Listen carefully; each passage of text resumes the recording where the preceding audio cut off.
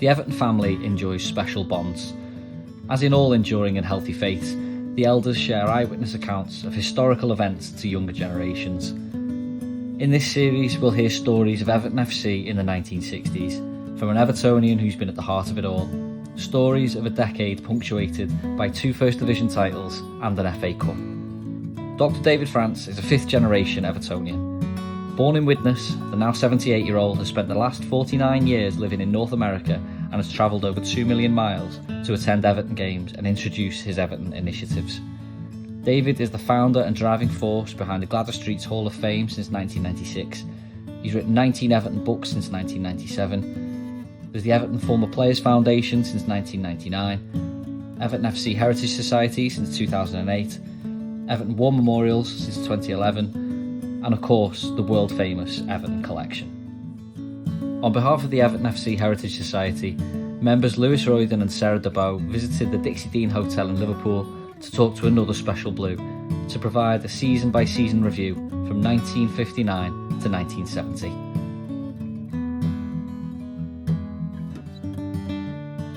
We pick up episode 2 in 1960 with some cultural and footballing landmarks.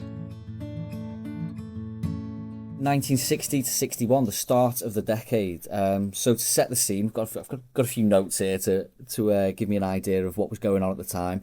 Yuri Gagarin was in the news up in the space race. You had Elvis Presley, Cliff Richard, and the first episode of Coronation Street was that year.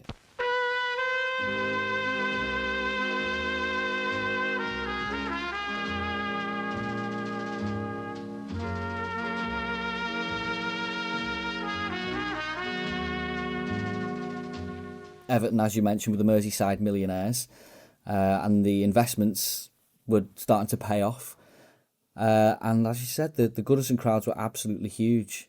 Tottenham Hotspur won the league and cup double, the first club to do so for 60 years. They reckoned that fully 100,000 people turned out to welcome triumphant Tottenham Hotspur back home with the FA Cup. That's enough for any other team. But Danny Blanchflower's Super Spurs brought back the League Championship Cup as well. I always thought there was very, very many people interested in football, and I always thought that football was a very important game, but I never realised until today just how important it is. What was it like for Everton? Well, for me, I speak personally, this was the first season I got a season ticket. So now I could go on my own, and I'd just go with anyone who was on the stick. Still young though, weren't you? I was 12. 12. I won't go on my own. Still had the short pants. Yeah. I only got my long pants. I went to a game at Blackburn, and I fell out the train and ripped them. And my mum sewed them up, and she sewed them up as if like I was a roller skater. I had this, she did it in wool, and I had like this pad on my knee because we, not going to buy replacements. You rip them, you wear them. So that's my long pants story. Back then, the expectations were high. Now we got a team, proper team. We were still spending money, improving the team.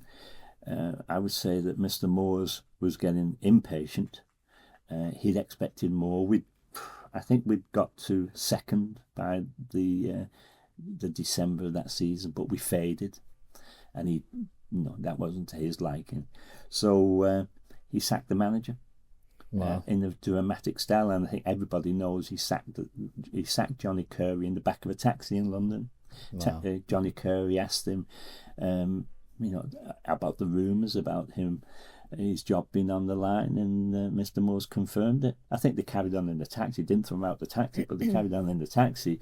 And of course, then that's the great phrase, taxi for. He was ruthless. Is that where that comes from? Yeah. Taxi for was the sacking of Everton's manager. Yeah.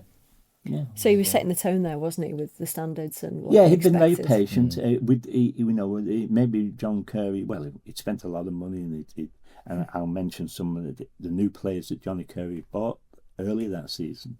But he wanted silverware. He wanted success. It's don't we all want success? We hadn't won anything for a long time. Since the war. Yeah. And he'd put a lot of money. He put a fortune into this, and he'd bought the best, and he wanted the best. Everton expects success. We have a very good crowd and a very good crowd, a crowd who are very loyal. But of course, they pay money and they expect to see us do well.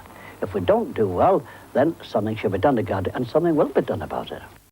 So what about your own life? What was going on in 61? Well, by then I'd got employment as 2 jobs I had. My parents, were Methodists, and we didn't get pocket money. We had to earn our spending money, but it was our money to spend on what we wanted to spend it on. So I had a job as a paper boy. I wasn't very inspired paper boy, but I was a lot better paper boy than I was a potato peeler at the local chip shop, which I found to be some of the monotonous job. But it was an important job. In Widnes, that was an important job. And so I had that, and of course that allowed me to buy a season ticket. So I bought my first season ticket, and I couldn't go to away games. I was too young, regarded as too young to go to away games. But I went to all the home games, and I went to many of the Central League games. Nice. And the Central League games back then did get 10 or 15,000. I know nowadays you may get 1,000 or so. I'm not sure what the gates are at the under-21 games. But back then, because you had the guys, you didn't have a bench, you didn't have substitutes. So the people who didn't make the first team played in the Central League. So you'd get Bobby Collins, Billy Bingham, whoever, Roy Vernon, Be excited to see who comes down, drops into the other team. And it's intimate, very much so. Nice. Was there any particular games that stood out for you in that kind of era, players? Yeah, the players that come to mind, John Moores was still spending money, and we brought in Billy Bingham as a winger. Yeah. Billy was a veteran, a tricky winger. Ping-pong crosses, but he was slow. He was past his age. But I think they knew he was only going to bring him in for a short time. Yeah, it was late in his career, wasn't it? Very much so. Yeah. But he'd been the top player. They brought in George Thompson, who was considered 007. He liked himself, did George. Why 007? He was a handsome guy. Right, I see, and everyone's, even the other players' wives swooned over him because he had something about him, a twinkle in his eye. He was solid, tidy, but he was way too slow for the English game. Yeah. He'd been a star with Hearts. He came with Alex Young. He'd been a star at Hearts. And the sad thing about George is that once he'd finished football, his life went down the pan. Oh. Finished up in prison, the terrible life that he had after that, and very sad end to his life. I know this because Alex Young had played for him with Hearts. He'd come down with him on the same transfer. Yeah, they joined the same time, transfer. Didn't they? Yeah. And I think Alex did his best to look after him and guide him, but I think George had his own ideas. And of course came Alex Young, and if you expect me to explain how good Alex Young was in 4 words, then I think we need a new film. Yeah, I feel like we need a good few minutes on Alex Young because he sets the tone for the golden era, doesn't he? The Golden Vision. What a nickname the Golden Vision is! Isn't that just unbelievable? And I'm led to believe it's a perfect nickname for him as well. Like, he was the star, wasn't he? I'm saying this here. I've prepared this. He had silky skills. And I'm saying, you ask your dad. I've heard many stories. His favourite player. He could do things that people. He'd drift past people. Breathtaking footwork. We'd all sort of be gasping, collective gasp when he did something special. Graceful, elegant, great in the air. He was only 5'8". Really, great in the air. Ideal partner for Vernon. I don't think Roy Vernon ever passed to Alex Young, but Alex set up a lot. And now we call them assists. Yeah. And I like that was something that they would argue about. It seemed all to be one way in Alex's eyes, that he was always setting up Vernon. Yeah. And I'm not sure that was, Vernon was selfish, as good strikers are. They're selfish, they take every chance themselves. Well, I actually found a bit of footage recently that stands out, and the reason it was significant was that there's a clip at Molineux of Roy Vernon threading the ball through for Alex Young. Does he score? And he scores. Of course he scores. Yeah. But that's why it was such a significant thing. It was like, have you seen this clip of it? He gave the ball back. Yeah. To Vernon. Vernon, beautiful body swerve. Vernon, a lovely ball indeed through to Young. Young with a shot. It's a goal! Oh, a great goal! Well, Alec Young took the opportunity to put that ball in the net, but what a glorious pass that was from Roy. He seems so progressive, Alex Young, as a player. Was he very modern in his take of the game? Like, was he loved by the terraces? He was he was of the old-fashioned, top-class, skillful player. He could play in any era, but there are talented players today who are equally as talented. But they didn't play in big boots, and they didn't play on quagmires, and they weren't kicked up and down. Yeah. Now you got to, and the one thing maybe people don't know, Alex Young was deaf. He'd lost his hearing. Was he really? He'd also worked down the pit as a young. I mean, he'd lived life. Was he deaf as a player from a younger age? Yeah. It wasn't a later in life thing. No, he was deaf. And he looked at shadows. He couldn't. If you said to him, like we all shout, "Man on!" You're wasting your time. He'd look for shadows.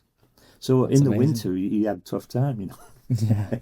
For every generation of football fan, there is a player that defines their relationship with the sport.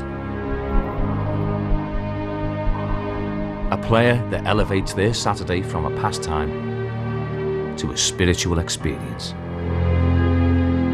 For Evertonians in the 1960s, there was one player above all others.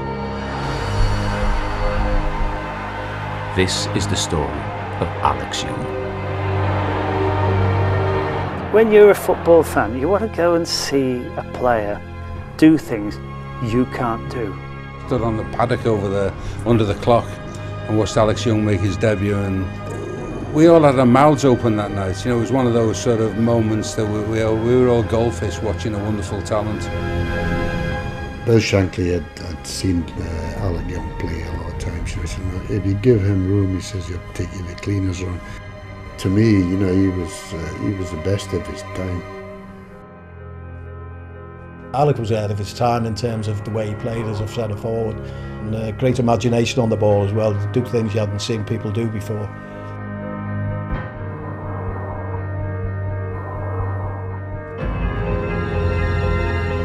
Alec was a player who could play at any level, at any stage, in any era, let's put it that way. He would always fit in, because he had that much ability. He set standards in football ability that, in my life, nobody else has ever come close to. Nowadays, you know, they call him an icon. But then he was an idol, and he still is in my mind. He is and always will be the golden vision. You say the name Alex Young, you don't think footballer, you think God.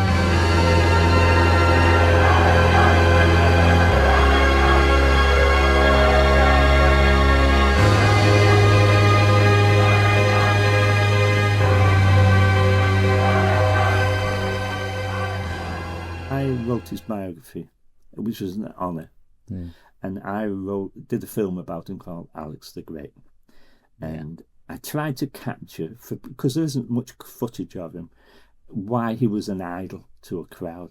I call him a Goodison god. Him and Dixie are the Goodison gods. But best to do so was not in my words, it was in the words of Ron Yates, who was the captain of Liverpool at the time. Big, strapping Ron Yates, you know, he didn't take any prisoners. And Ron said that Alex was the best centre-forward he'd seen in that era, which must be a slight for Ian St John, who was another star player. But Ron rated Alex very high. I once talked to Willie Morgan, the winger from Manchester United, and when he played for Scotland with Alex, and he said he was better than best. Wow. Now, that's from someone who plays on the same, on the other played wing with him. from best. Yeah, that's sensational, isn't it? Just give him another one. And Duncan McKenzie, who was regarded as a tremendously skillful player, who once dribbled across the pitch, 50, 60, 80 yards across the pitch against Stoke. I think it was his from like debut. left to right. Left to right, he went past them all. Zigzag past them all. And there were all these tassels lunging at him. And of course the crowd's going crazy. He's not making any progress going forward. He's just displaying these magnificent skills he had. Well, he was in awe of Alex. And he said to me that all players bring something extra to the game. There are people who are pioneers, trailblazers, and what he remembers Alex was the first person he saw who could track the ball in his instep, take the ball out of the air like you see nowadays. Dennis Bergkamp is a great example of this. He can pluck the ball out there with his foot and with his instep. But the best one is Joe Ryle. And if you ask Joe Ryle about Alex Young, he said, describe Alex Young, and I was thinking for a minute, saying he made people fall over. Yeah. And that to me is, I can just, it was. It paints the picture, that, doesn't it? Fantastic. And tackles and Brilliant. And Alex and Joe knows football, I can assure you. He just looked like he slowed down the game. He dictated it, didn't he? He has this wonderful ability, like Bergkamp used to do that. Yeah, he was. Colin Harvey compares him to Dennis Bergkamp. If you asked, there are no comparisons there because the game is so much different. And I mean, Alex wasn't as fit as the players are today, and it wasn't that he was slow, but I mean they are. There's no fat on the bodies, are there nowadays? So he was special. Another special one we had at the time, another underrated one who was homegrown, was Derek Temple. Of course, fantastic. Derek, who recently received, of course, the Dixie Dean Memorial Award, presented by the Everton Heritage Society, of course, and he told some fantastic stories on that day as well. But he was at war, wasn't he, early in his career? So would this be when he's coming back from? Yeah, he was in national service. Back then, if you were 18, you had to serve 2 years in the army, or I guess you didn't get much of a choice, but he finished up in the army, and you expect that just to be an older shot. Well, he went to Kenya, fighting the Mau Mau. There was a Mau Mau revolution in Kenya. Kenya was a British heritage part of the empire maybe at that time. So he actually, forget your football career, you're going to Kenya for 2 years. Alex Young did the same, but he didn't get to go to Kenya. He stayed in the United Kingdom. But their careers were interrupted by this. Derek was versatile as a forward, mobile, fast. He had a long stride and an explosive shot, as we all know. Great volleys as well. He struck the ball cleanly. And I once asked Derek about, how can you tell if someone's a good footballer? Everyone thinks the grandson's a great footballer. And he said it's like a golfer. You only have to kick the ball, and the noise that it makes, you can tell if they can play or not. That they're not like you hear on golfers. They make that lovely noise as they hit the ball. It's the same with the footballer. Yeah, he was telling great stories the other night about learning to volley the ball and it being teed up for him, and as you say, like not making a sound and not feeling the ball as it comes off your foot with both feet. He's a wonderful person, isn't he? Like he holds the club with such esteem, and the fans, and he understands what his role is. He's just embraced it his whole life. Fantastic ambassador. He's incredible. He's a lovely individual. I always say everyone deserves a friend like Derek Temple. If you've got Derek Temple in your life, you've got someone you can trust, and you've got someone with dignity and a special person. Let me tell you, though, about matches from that era. Please do. I know, absolutely. I know them. We could be here all day. Here. Well, we will be. And this is... you'll have to bear with me on this one. I attended my first away game in 1960. My dad took me. And I didn't have the father-son relationship that you have with your dad and most people do. My dad was a big fella, big, not tall, handsome guy, shoulders on him like you wouldn't believe. He was a manual worker for ICI. He cleared out the residue, the chemical toxic residues out of vessels. So he was, work ethic like you wouldn't believe. He had a kindness that. As I mentioned to you before, one Christmas we had the people, when we lived in the slum, the family across the road, the father had been incarcerated for stealing mercury. Why you do with mercury, I don't know, but he got sent away. So my dad gave them the kids our Christmas presents. Wow. Because they didn't have a dad. Terrible Christmas. That's how he was. Generous kindest person, and he was like that. He was also volatile. He'd been a boxer, been a semi-professional footballer. He'd sort of played under pseudonyms at Sunderland. His best man was Race Carter, you know, the England international. Right. He was in the RAF where I met my mum and whatever. But he was a dormant volcano. You know, it was someone who, where we lived, all the villains respected him. And you'll now know why. I'll tell you the story. So we go to Manchester United. We get hammered 4-0. But that's not the story. We go to United and my dad decides we're going to go on the Stretford end, which is, you know, is the partisan. It's the Gwladys Street at Old Trafford. So we go there, and Old Trafford in those days had a picket fence around it. A white picket fence. It looked like a garden centre. And it's the home of the worst United fans. And of course, we'd made an error of judgment here. And there were about 30, 40 Everton fans there behind the goal. So we thought, safety in numbers, we'd go there. Packed. Old Trafford was always packed. And we get hammered 4-0. But halfway through the first half, the people behind us started spitting at us. Gosh. Which was disgusting. You know, there's nothing worse than that, is there? And I had my duffel coat on. And all my dad did was put my hood up on my duffel coat. Didn't do anything. He just, I may have glanced over his shoulder, but, you know, he must have got spit on him as well. And he wasn't pleased. And the people weren't pleased. So comes half-time, we're getting beat maybe 3-0. He decides he'd take me to the toilets to clean me up. And he turns round and maybe he's gone a couple of yards when you hear the sound of comeuppance. Right. And as we carried on, leaving 2 bodies behind us, and I think Duncan Ferguson calls them, they were filled in, you know. We walked away and it was like Moses parting the Red Sea, you know. All these terraces opened up as my dad took me to the toilet. And of course he cleaned me up and we came back. And when we came back, we had a series of United fans who came and apologised to us for the behaviour of the others, which I think compensated from the disgusting behaviour of others. Yeah. But as I said, and my dad said to me as we came home, he said, "Don't tell your mother about this." And I'd just seen him flatten 2 fellas. Yeah. And you're not going to tell her because you want to go the next game as well. Exactly. I know not to mess with him. But it was a kind, lovely man. He was everybody liked him. Yeah. He liked and everybody liked him. But he was this, he had this, maybe it's people of that stature. He had that side to him. An edge. Certainly sounds like a memorable game anyway. Was there? It was. Yeah. Well, you get beat maybe the first time I'd seen Everton get beat 4-0. We got hammered. Next time we go to and that season it's around Boxing Day, day after Boxing Day. On Boxing Day, Everton had played Burnley, who were the champions, and we'd beaten them at Turf Moor. I think it was 3-1, 3-0.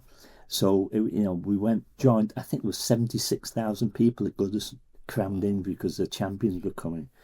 And we got turned over 3-0.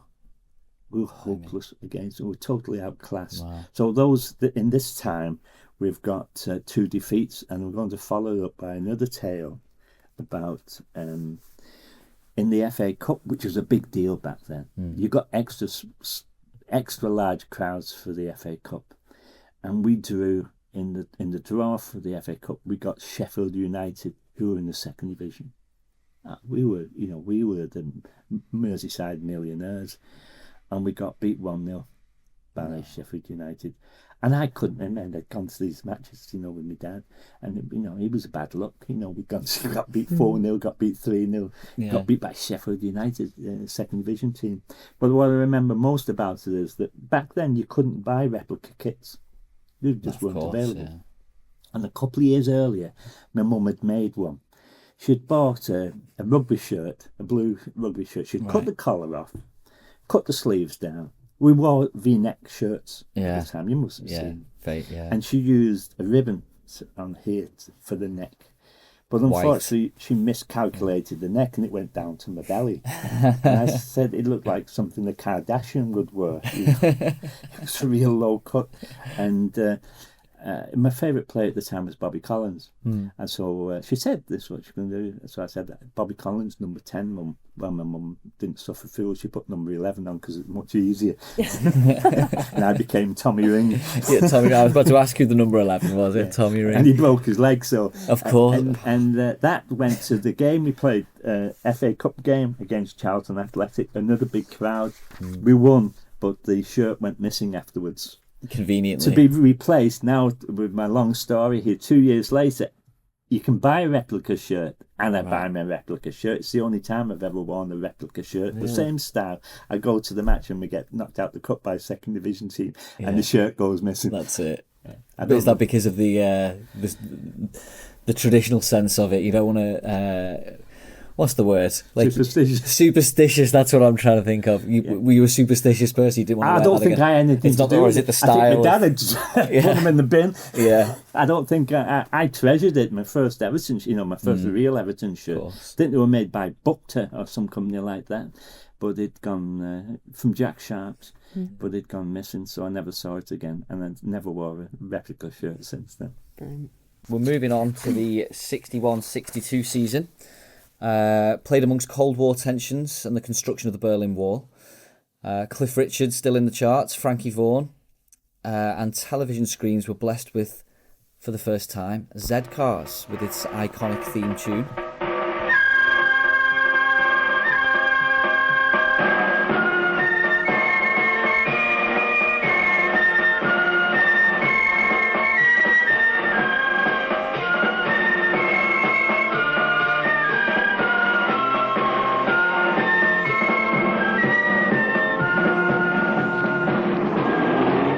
It's a season of optimism, isn't it?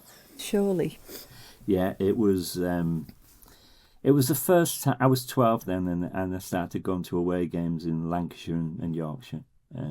Local games within a 50-60 mile radius. There were a lot of Lancashire teams: the Boltons, the Prestons, the Blackpools, Burnleys. There were a lot of Lancashire teams, so it was easy to get to those games.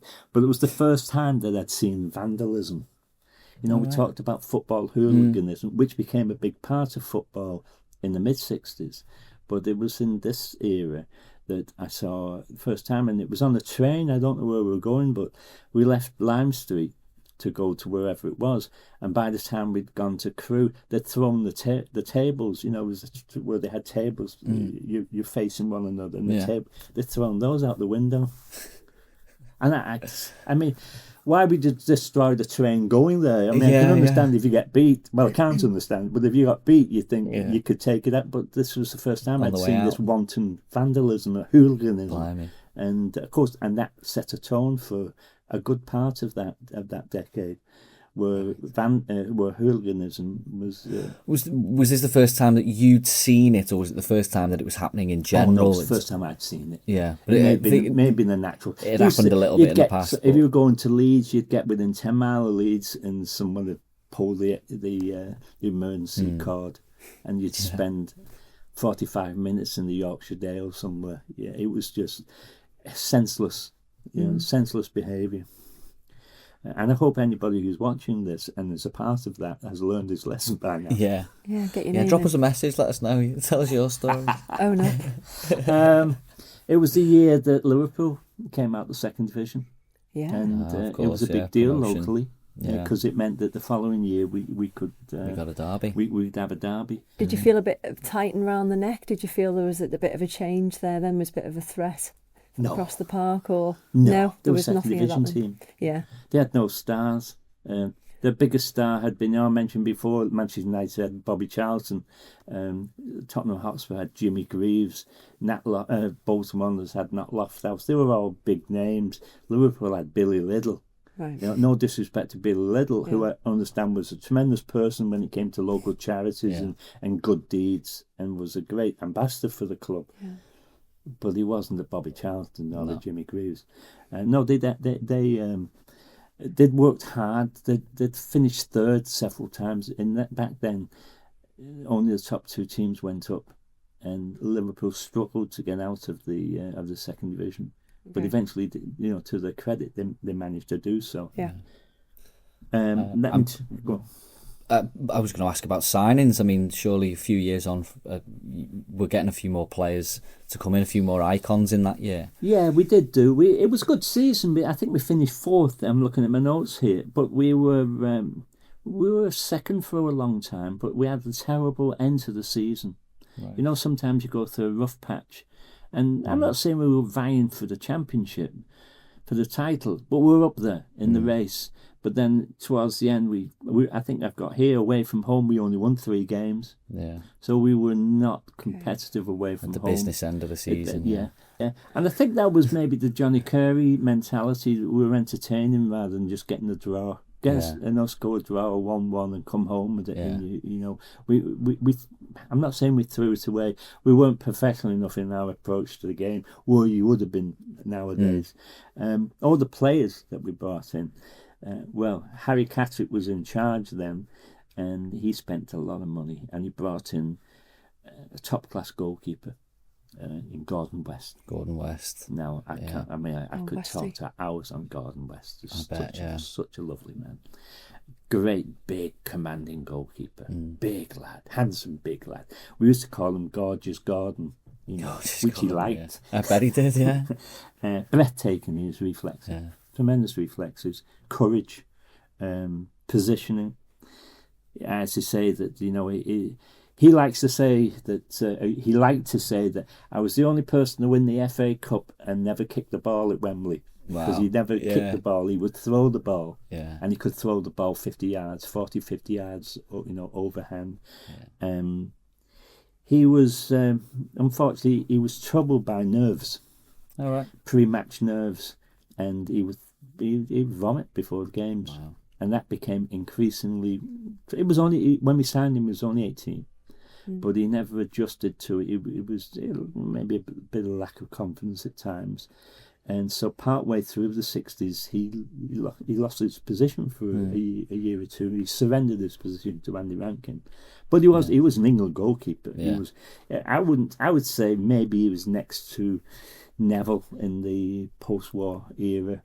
I don't think it wouldn't be fair to say he approached Neville. Really, Neville was so good, but he committed the same crime as Neville. He stayed around too long. Yeah, you know, Howard Kendall told me one time that what happens with goalkeepers, they'll lose the bounce. He called it the bounce in the technical term.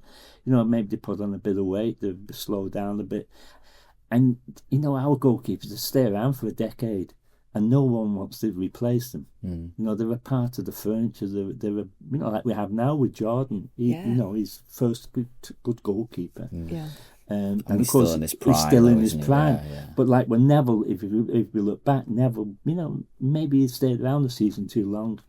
But I'm quite glad that Neville Southall stuck around a little bit. Yeah, in terms of when I was born, it meant that I got to see him. At least, you know, I can say I watched him play. Yeah. Well, I agree with that. Gordon West used to say that he realised that Gordon, and he said the biggest insult to him was that to replace him, they bought David Lawson and Di Davis. And he couldn't get over that. If they'd gone out and bought Gordon Banks, who Everton tried to sign, he could have forgiven them. But he wasn't too pleased with the calibre of the people who came. The next one I've got is Dennis Stevens. Right. Dennis, so underrated, stocky player, hard-working, aggressive. I always say he was Bolton tough, you know, Bolton. Yeah. I don't know whether Derek Campbell told you the story of the Bolton defence. Mark Higgins' dad used to play for Bolton, John Higgins, defender, and they had a defender called Tommy Banks. And these were telephone directories down the socks. These lads were these were hard lads. Tough. And Derek's playing one time, and he's up against Mark Higgins, his dad, John Higgins, and he's been subjected to a couple of rough tackles, you know. And Tommy Banks shouts over to him. He said, "When you finish with him, when you finish kicking him, send him over here now. Give him a good kicking." And you hear this during the game. They're not kidding. Dennis Stevens was of that team. Yeah. He was a hard lad. He had a tough job because Mr. Moores had fallen out with Bobby Collins, and Bobby was on his way, which was a sad exit because he left too early, and 2 years later he became Footballer of the Year when he was at Leeds. But we got Dennis Stevens, who was not as glamorous a signing as Bobby Collins, but with Dennis Stevens in the side, we were successful. Yeah. He was one of these people who, and I think Colin Harvey says he learned an awful lot from Dennis Stevens. As Devons was an experienced footballer. Colin was just a youngster coming along then. Yeah, you've given us a couple of memorable games here. One was a 6-0 against Nottingham Forest.